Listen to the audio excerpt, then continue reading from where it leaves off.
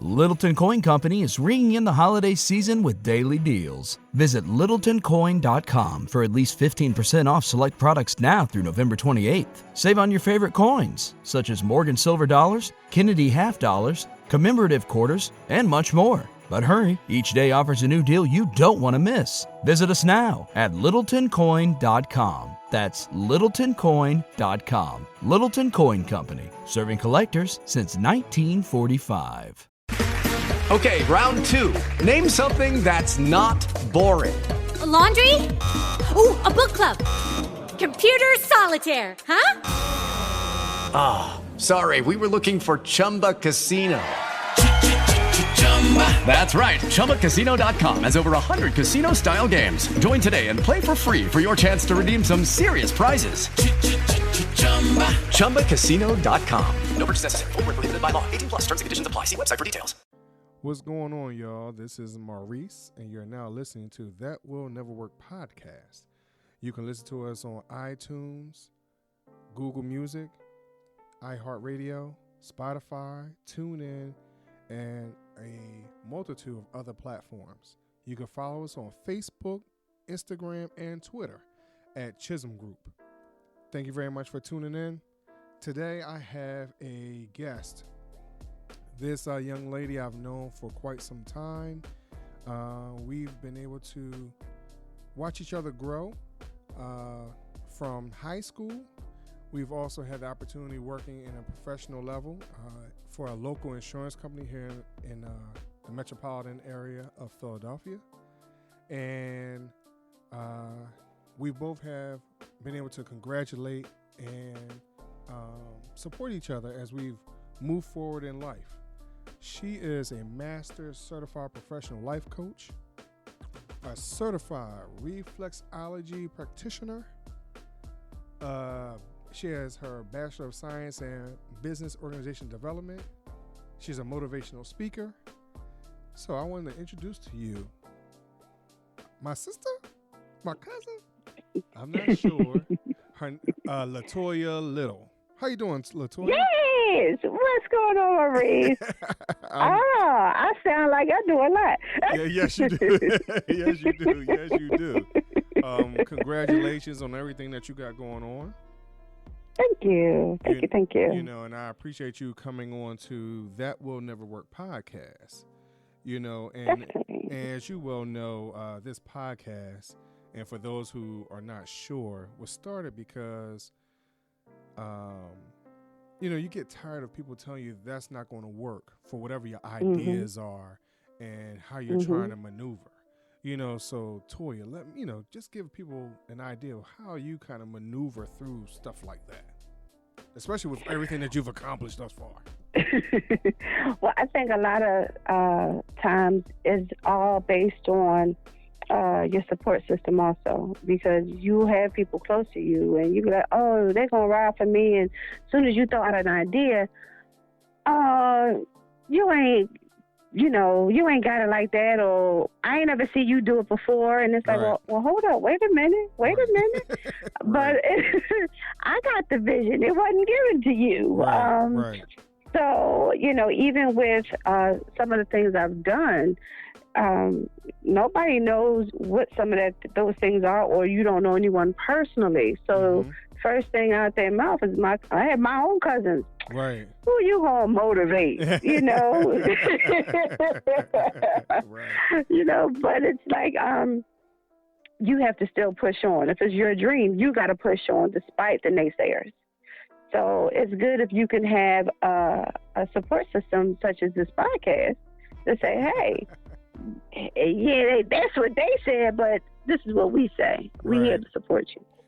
And I think, when it comes down to it, everyone has their own road they've traveled, whether it's in business, professional, relationships, things like that. Everybody has their own road that they've had to overcome, obstacles, things like that.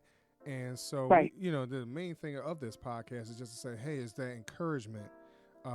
Definitely. I don't want people to get caught up in what the name really, what it says directly. Don't take it literally, but it's more of a figurative thing. And how do we get over that?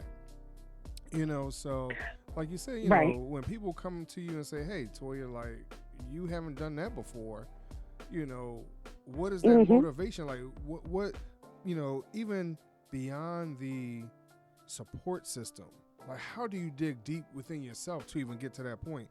I mean, and, with you being a life coach, I mean, I'm pretty sure you come across that a lot, that type of question a lot. You do, but you know what the main issue is? That self-doubt. Yeah. It's yourself. Right. You stop yourself from moving. You ever pay attention to kids?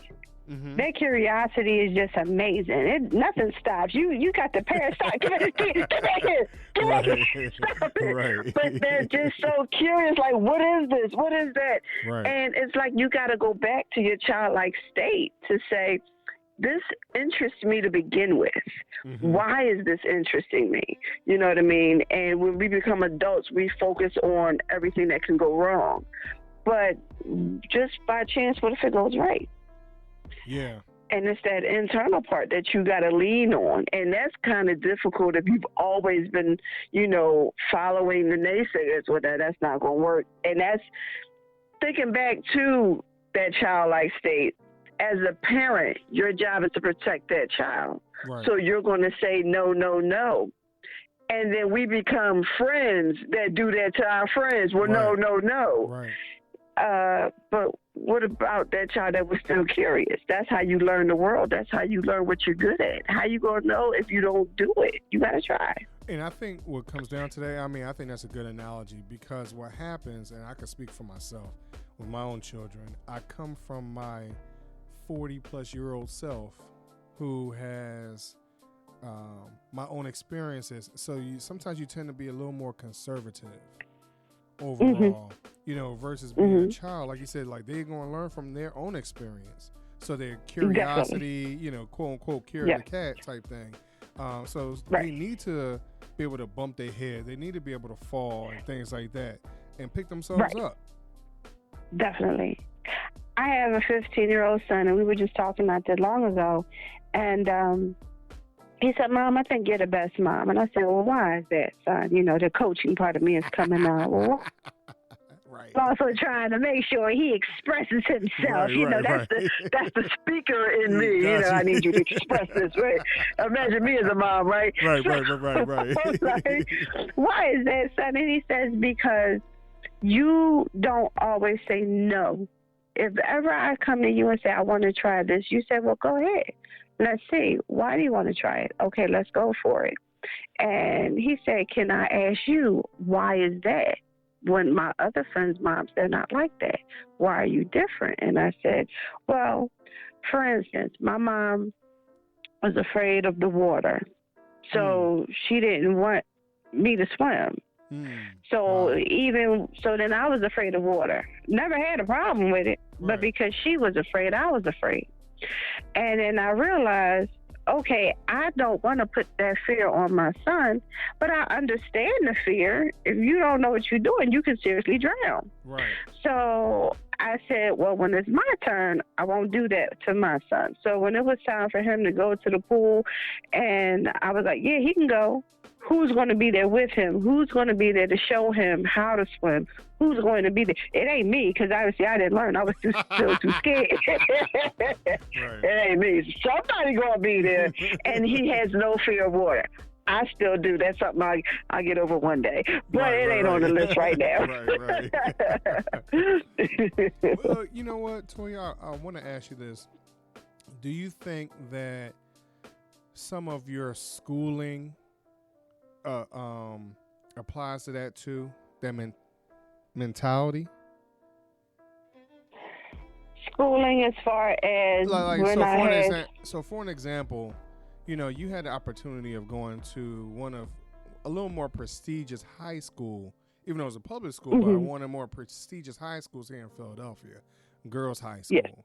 You know, so with you having that opportunity, that, you know, for those of you who are not in this metropolitan area, I mean, it's a very decent school. A lot of people are fighting to get into that particular school. So just knowing that, hey, you know, you've even achieved this mountain that a lot of people can't get to. Do you think that helped you in moving along also? Definitely. And when you're in a school like that, what they focus on is you can get and have anything you want. You have to work for it. Simple as that. And even though it sounds simple, it's not. You do have to put in that work. And then when you are surrounded by a sisterhood that says, even when you feel like, okay, I don't know how to get this paper done, I don't feel like doing this paper, oh, you won't get this paper done because this is why you're here. You know what I mean? And so going forward, whenever I felt as though there was something else I wanted to tackle, that's why I have so many titles there. Because it's like, hey, what is that about? I think this can work in congruent with this. Mm-hmm. Hey, what's that about? I think I could work and incorporate, that modality or that title, not just the title itself, but, the body of work into something else. Because if you pay attention to all the titles I have, they're all something to help someone else. You know what I mean? Because even I sit back and when you were introducing me, I'm like, wow, that's a lot of stuff I did. Right. But, me too, being a little bit over, over 40. Right. I had to do something. You know what I mean? And there's a lot of things you dabble in. But with each thing that I've learned, and like, for instance, the reflexology. I didn't even know there was such a word. I was thinking about massage therapy but I was catching so many buses to a job and I was tired and I couldn't get to sleep unless I massaged my own feet. My feet was throbbing from standing on bus after bus without sitting. And then I had to walk and I said, I need to get some more money so I can buy myself a car because this is out of hand. And in the process, I just really wanted to focus on the feet. I could care less about the rest of the body. I need to know. And in my study, there's a term called reflexology. Right. Oh, found a school, took the course, loved it. And then that's how I became a certified reflexologist. Now I don't have a problem with sleep.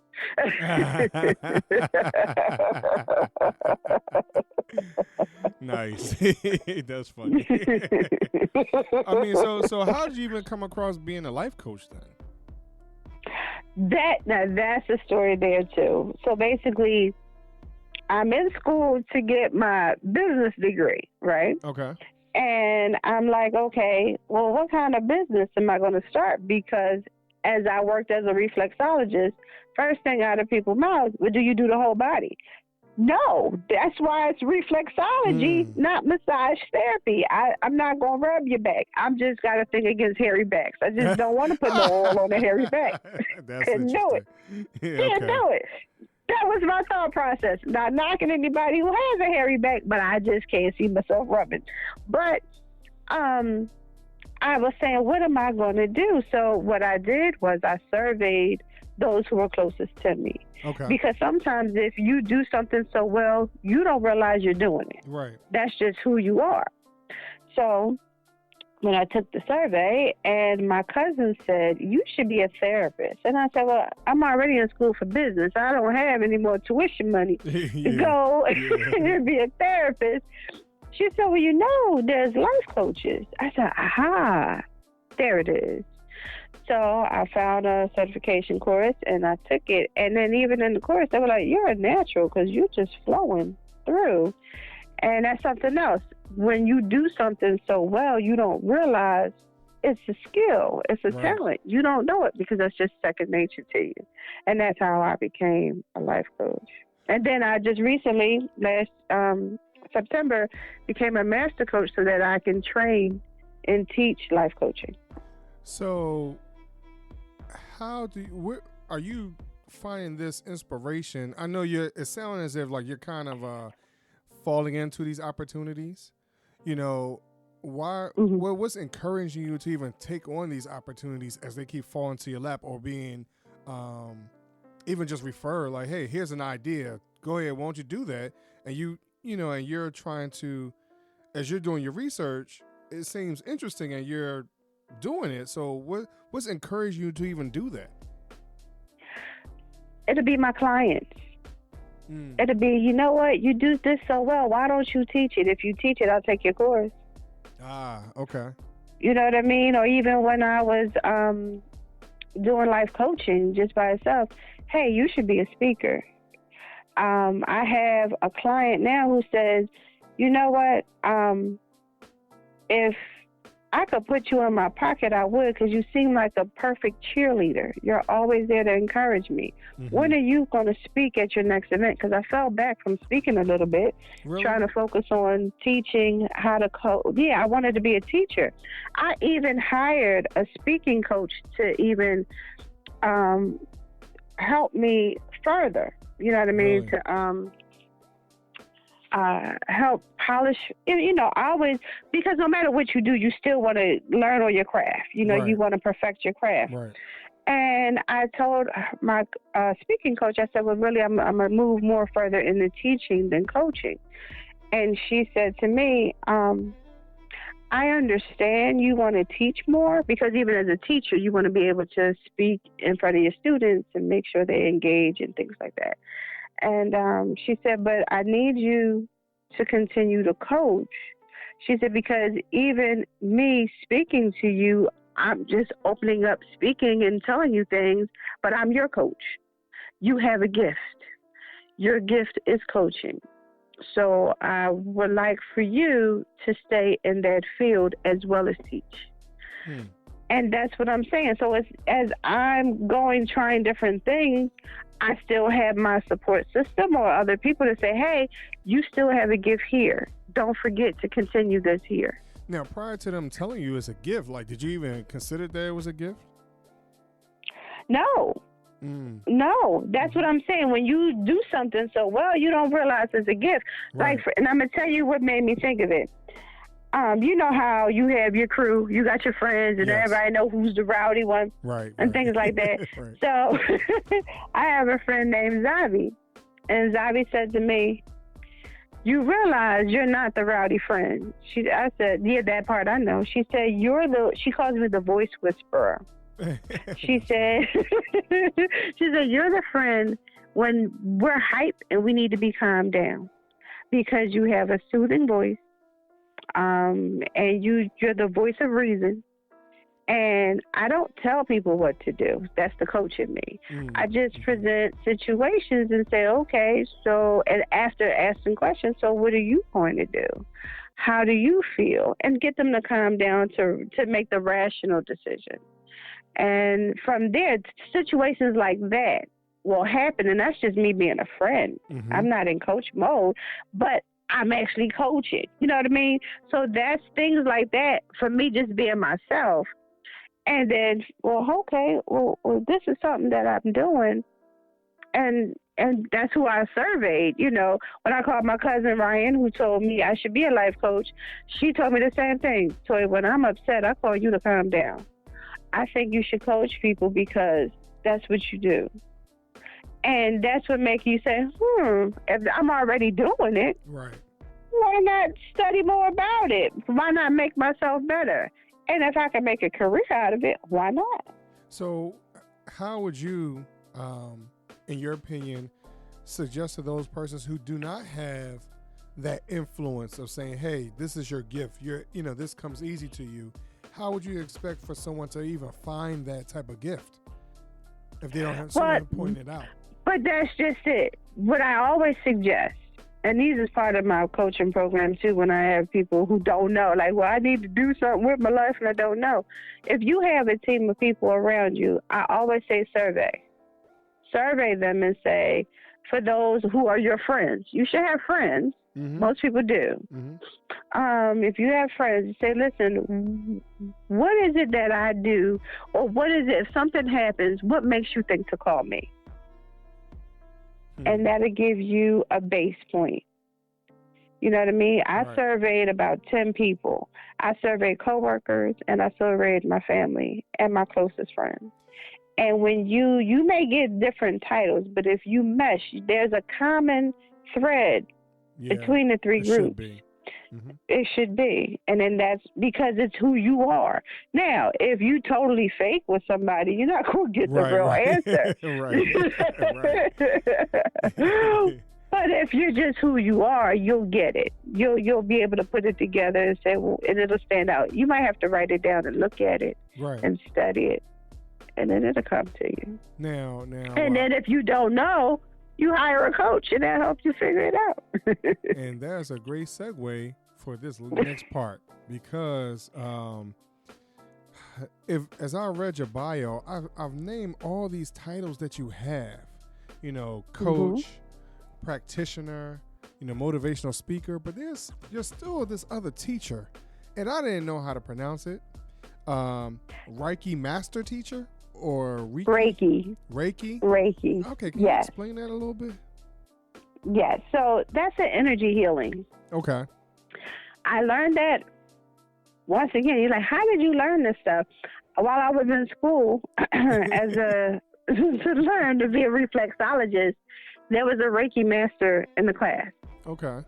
And I was really stressed.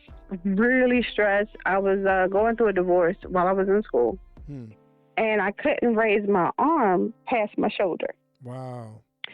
Yeah, it was really bad. And this lady, her name is Kiki, and she said, Latoya, can I do Reiki on you? And I'm like, what's that? And she said, it's just an energy healing. And we're in a massage therapy school, so there's nothing but massage tables everywhere. Right. And it's our lunchtime. And she said, I want to help you with your arm. So I'm like, you want to help me with I said, well, hold up. You going to charge me? Nope, I'm not going to charge you. You're my friend. I just want to help you. Sure. Now, the first thing I got to take my clothes off? She's like, nope, you don't even have to take your clothes off. She like, just take your watch off, take your shoes off, lay down on the table. And she said, close your eyes and guess where I am. Because she didn't even touch me. But I felt the energy. Wow. I felt where she was. And when I got off the table after 30 minutes, I was able to wind my arm all the way around. Nice. Wow. So that was a whole journey. So after she did a session on me, I'm like, this is amazing. This is wonderful. And she's like, yeah. And she said, and I teach. So I started with her in 2006. It took me about 3 years before I got to the level of teaching. And it's amazing. I just had a class also over the summer. So it's a great modality, and it's a lot of spas offer it. You can go to a spa and have it done, but people don't really understand what it is. So I don't know what you need as a practitioner, but after you have a session, your body knows what it needs. Really? So your body will help heal itself, right? Okay. So that's something else that I teach. Wow. So you're really into this self-healing, Yes. coaching, you know, how to progress through life, you know, how to deal with stress, but also be motivated and, you know, reach for your goals, reach for the stars, and not allow, because you come off as if like you have not allowed an opportunity to really pass you yet. I try not to. I try to stay focused, and I believe when opportunities arise, you need to jump on it and say, hey, it came this way for a reason. So I must be ready for it. Let's do it. Yeah. And those naysayers, if you pay attention, most of the naysayers is behind you. Let them stay where they at, and you keep pushing. And I think in some of that, it depends on, you know, one of the things that you kept mentioning was who you are surrounded by.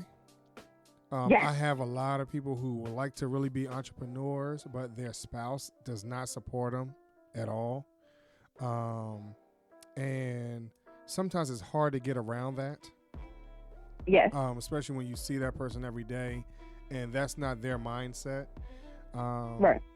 You know, so I think there's a lot of things that you mentioned today, and that I think people need to really reach out and contact you, because I don't want to give everybody every little nugget today. You get what I mean? Right. You know, but I think that they need to reach out to you, you know, Latoya, and just to understand, like, you know, where they are in their lives and how to get through or maneuver through, like you said, all the naysayers, whoever it may be. It could be a parent, You know, because Yes. I didn't necessarily grow up in a situation where my mother, being in a one-parent home, my mother did not nurture an entrepreneur. It was actually Right. one of her friends who mentioned that he was a tow truck driver for the IRS. And he was doing repos and things like that, owning his own company. So that's what Wow. encouraged me. And I was 14, 15 years old. And once Wow, look at that seed. and I sat there and I listened to him talk about it, and he had actually mentioned how much money he had in his pocket, so he put out this little knot of money, and so that kind of Right. something like that. That's what encouraged me to become an entrepreneur. Now I didn't have it from a whole lot of people beyond that. I've talked to people Right. about it, and a lot of my friends, because they weren't in that mindset.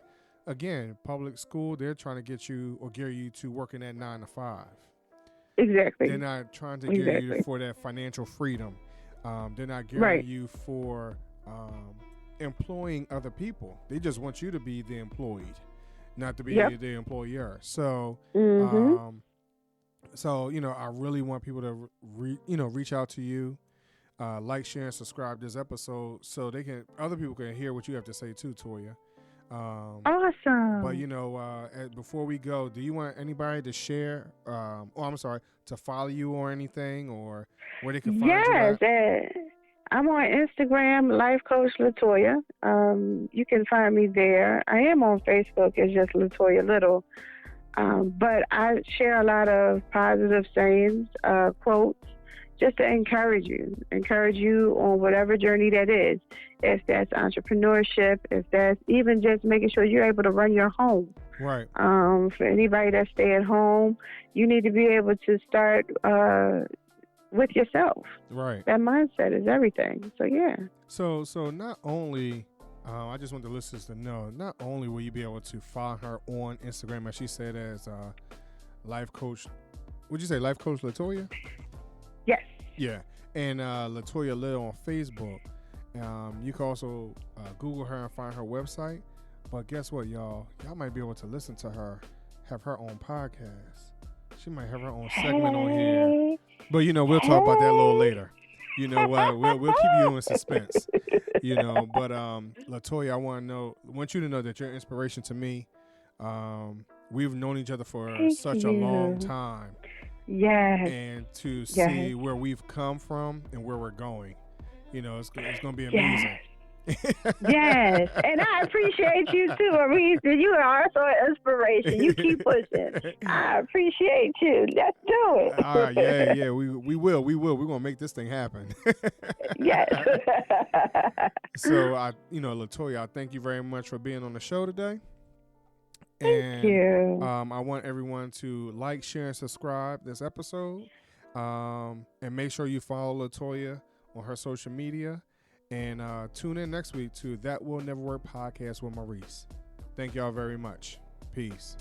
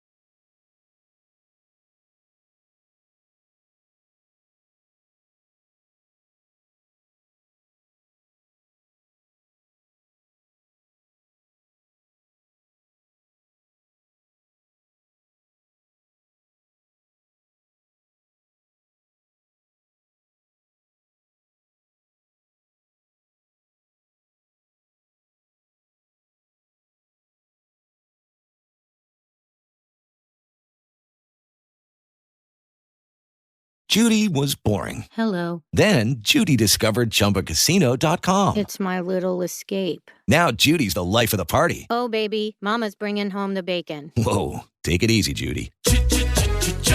The Chumba life is for everybody. So go to ChumbaCasino.com and play over 100 casino-style games. Join today and play for free for your chance to redeem some serious prizes. ChumbaCasino.com. No purchase necessary. Void where prohibited by law. 18 plus terms and conditions apply. See website for details. Wells Fargo presents one of the surest ways to grow your money. A Wells Fargo CD account, where you can earn a 5.00% annual percentage yield on an 11-month term with a minimum opening deposit of $5,000. Visit a Wells Fargo branch or wellsfargo.com/CD rates to open a CD account and start growing your savings with us. Wells Fargo Bank, N.A., member FDIC.